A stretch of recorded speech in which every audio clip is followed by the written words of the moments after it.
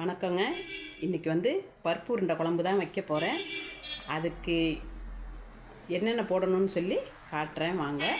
இப்போ நம்ம பருப்பு தான் ஊற போட போகிறோம். இந்த பாருங்கள், கடலப்பருப்பு ஒரு டம்ளர்.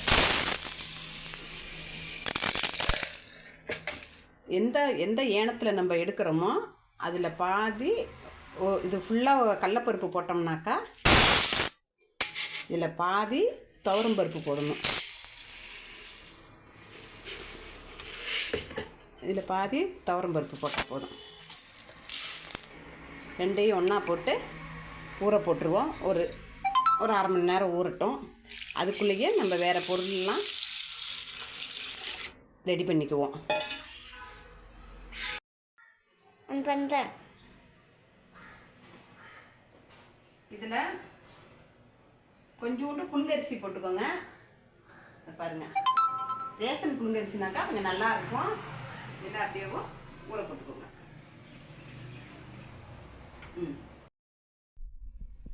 பாருங்கள், இவ்வளோ புளி தான் ஊற போட போகிறேன். நாங்கள் 3 பேருங்கனால இந்த புளி போதும். உங்களுக்கு எவ்வளோ புளி வேணும்னு நீங்கள் எத்தனை பேர் இருக்கீங்களோ அதுக்கு தகுந்த மாதிரி புளியை ஊற போட்டுக்கோங்க. புளி ஊற போட்டு வச்சுட்டேன். பாருங்கள், கடலப்பருப்பு நல்லா ஊறிட்டு நான் அதை அரைச்சி எடுத்துகிட்டு வந்துடுறேன். குறன்னு அரைக்கணும். அரைச்சி எடுத்துக்கலாம். பாருங்கள், ஜாரில் தண்ணி இல்லாமல் அரைச்சிக்கோங்க. தண்ணி இல்லாமல் குறன்னு அரைச்சிக்கோங்க. பாருங்கள்,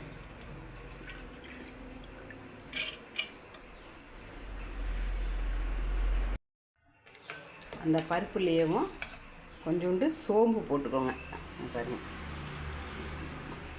கொஞ்சம் சோம்பு போட்டு அப்படியே குறன்னு அரைச்சிக்கோங்க.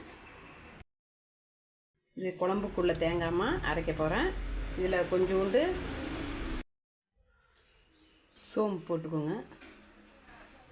போட்டு கொஞ்சோண்டு தண்ணி ஊற்றி அரைச்சிக்கோங்க. பாருங்கள், ஊற போட்ட புளியை கரைச்சி வச்சுருக்கேன். இதில் பாருங்கள் என்னென்ன போடுறேன்னு.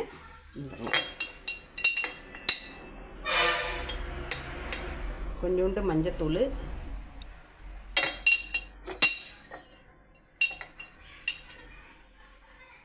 மஞ்சத்தூள் 2 ஸ்பூன் மிளகாத்தூள், 2 ஸ்பூன் போட்டிருக்கேன்.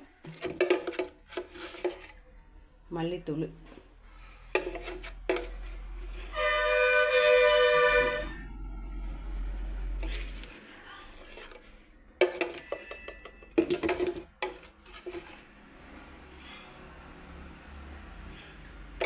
மல்லித்தூள் போட்டாச்சு. உப்பு பாருங்கள், உப்பு போடுறோம். போட்டு இது நல்லா கரைச்சி வச்சுக்கோங்க. அரைச்சி வச்ச தேங்காயையும் அதிலேயே போட்டுக்கலாம்.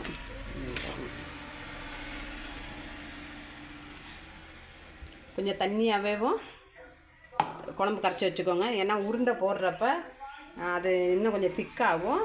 அதனால தான்.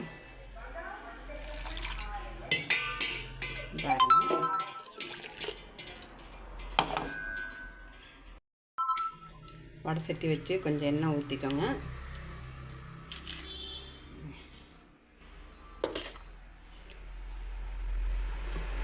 எண்ணெய் காஞ்சதும் கடுகு போட்டுக்கோங்க. இது கடுகு உளுந்து தான் போட்டு தாளிக்கணும். வெந்தயம் போடக்கூடாது.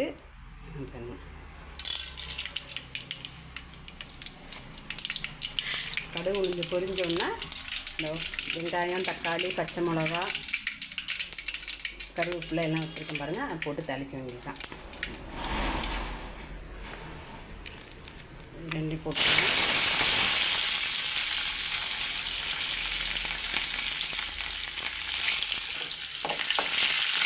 அதுக்குன்னா வெங்காயத்தை போட்டுக்கோங்க.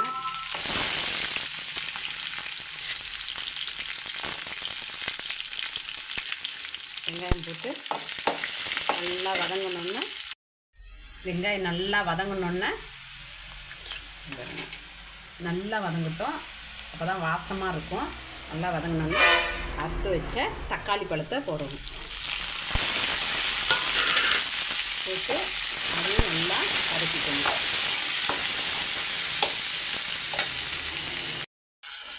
வெங்காயம் தக்காளி வதங்கினோன்னா இந்த கரைச்சி வச்சுருக்கோம் இல்லையா குழம்பு, அதை ஊற்றி கொதிக்க விடுவோம்.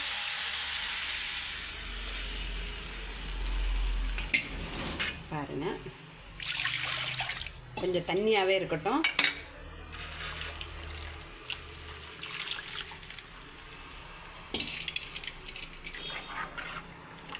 கொஞ்சம் தண்ணியாக இருந்தால் தான் நம்ம உருண்டை போட்டு கொதிக்கையில் கரெக்டாக வரும். இல்லைனாக்கா ரொம்ப கெட்டியாயிடும். இல்லை தாளிச்சு விட்டாச்சு, குழம்பு கொதிக்கட்டும். அதுக்குள்ளே நம்ம இந்த உருண்டையை ரெடி பண்ணிடுவோம். கொஞ்ச நேரம் மூடி கொதிக்கட்டும். அதுக்குள்ளே நம்ம உருண்டைக்குள்ளே என்னென்ன பொருள் என்னென்னு போட்டு உருட்டி வைப்போம்.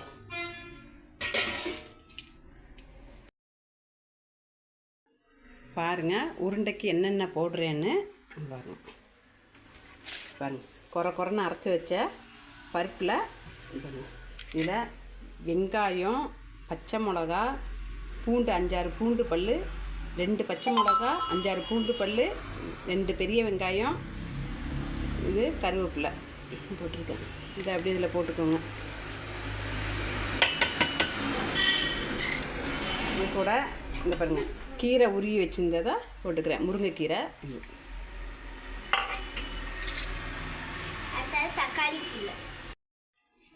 திருவின தேங்காய்,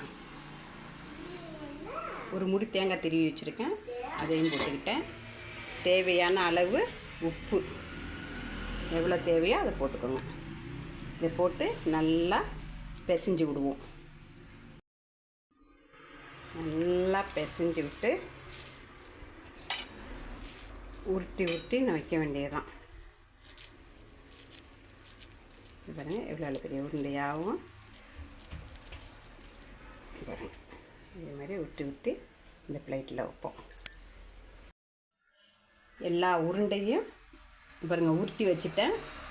எல்லா பருப்பையும் உருட்டி வச்சுருக்கேன் பாருங்கள். இன்னும் குழம்பு கொதிச்சுட்டு போட வேண்டியதுதான். இல்லை பாருங்கள், குழம்பு நல்லா கொதிக்க விட்டு அதில் வந்துட்டு ஒவ்வொரு உருண்டையாகவும் பிறக்கி போட வேண்டியதுதான்.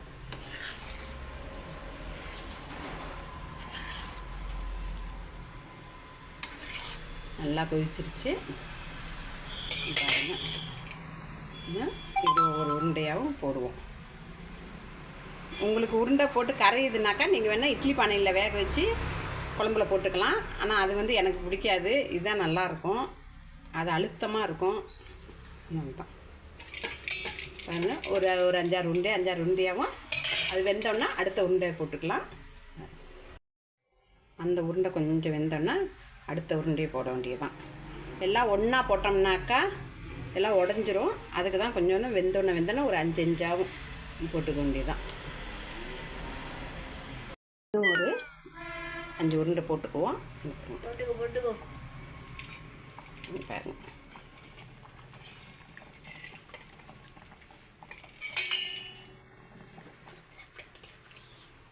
அது வேகட்டும், அது வேகும். பாருங்கம்மா, உருட்டி போட்டாச்சு. குழம்புக்கு உள்ளது தேவைக்கு உள்ளது எடுத்து போட்டாச்சு. பாருங்கள், நல்லா கொதிச்சுட்டு பாருங்கள், உடையாமல் முழுசாக அப்படியே பாருங்கள். உருண்டையெல்லாம் வெந்துருச்சு பாருங்கள். வெந்து இது மாதிரி மேலே வரணும். அப்போ தான் நல்லா வெந்துருச்சுனாக்கா உருண்டை பூரா அப்படி மேலே வந்துடும். பாருங்கள், மிதக்குது பாருங்கள். அப்படிங்களா, எவ்வளோ முழுசாக இருக்குது பாருங்கள் உருண்டையெல்லாம். இதாங்க பாக்கி உருண்டை வந்து வடை சுடுறதுக்கு எடுத்து வச்சுருக்கேன். இந்த வீடியோ உங்களுக்கு பிடிச்சிருந்துச்சுனாக்கா லைக் பண்ணுங்க. ஏதாச்சும் தவறாக இருந்துச்சுனாக்கா கமெண்டில் சொல்லுங்கள். நன்றி.